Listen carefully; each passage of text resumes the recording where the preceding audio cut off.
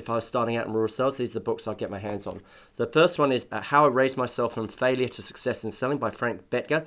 Now, he was a previous baseballer. It's a lot about the mental thing here, and he became one of the best insurance reps. It's a very personal book, written well, very entertaining, very easy read. You can't talk about sales unless you talk about Zig Ziglar, who's the OG. The Secrets of Closing a Sale by Zig Ziglar are such a good book, full of closing strategies, very readable, very entertaining. Another absolute OG or legend of the game is Brian Tracy. The Psychology of Selling has many, many books. This is all about the mindset that you take into sales and your belief systems that run, like the psychology behind it. Next one is How to Master the Art of Selling by Tom Hopkins. This is more sort of textbook prescriptive about closing techniques, objections, questions, conversations, sort of like a go-to kind of manual for selling. The Transparency Sale by my good friend Todd Capone. Todd's all about serving and being transparent and open, and he thinks that's the quickest, fastest way to actually make a sale. You can't go past the Challenger Sale, which is all about reframing and challenging the customer in a constructive, respectful, safe way,